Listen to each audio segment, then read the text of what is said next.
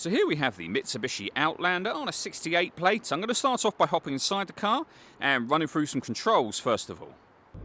Okay, now that we're inside the car, we're going to start with the dials. Over on the left-hand side, first of all, we've got the gauge that will show you whether the hybrid battery is charging, whether you're driving economically in the eco band there or using the power band for the car. Over on the right-hand side, we have the speedometer. And then in the centre, the main trip computer area, which includes the total miles for this car. They are 11,282.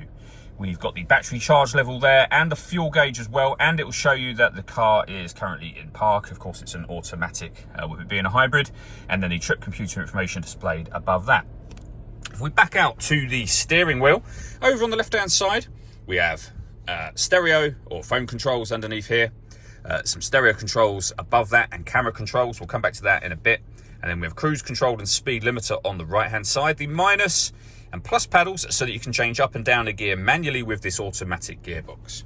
And then over in the center, we have the main touch screen for the car. So up on here, you are able to access your home screen, which is where you will then find all of the options available to you, including your DAB, FM and AM radio. You can pair your phone. We've got iPod input, USB input, Bluetooth audio, so that you can stream your music wirelessly, as well as making and receiving phone calls, of course.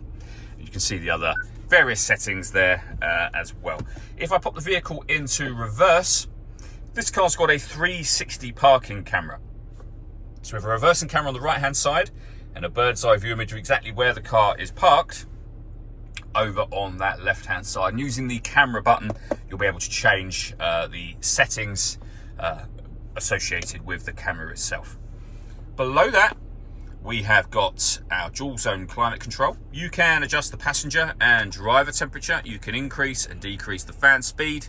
You can determine what direction you'd like the air to be distributed in. The air conditioning is on at the minute, just there, so you can turn that off, back on again, or hit auto. The car will now take full control of the fan speed and direction of the air to maintain those temperatures for you.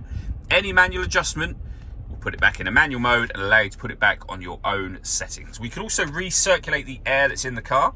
That's a great way of heating it up or cooling it down quickly in here, depending on the temperatures that you've set there, of course. Beneath that, we have a 12-volt charging socket. You can slot the key in here should you wish to. You don't have to, as long as the key is in the car and the engine will start.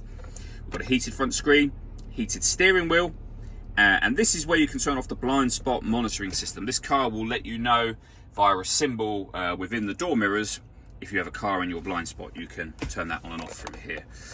We then have the gear lever for the automatic gearbox, and you can see just there, reverse, neutral drive.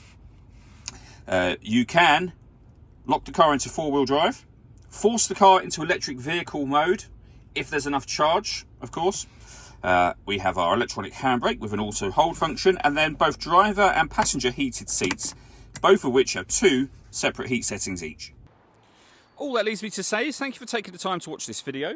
If you'd like to come and see this ULEZ compliant car for yourself and have a test drive, please feel free to call either of our MJA sites. We'd love to hear from you soon.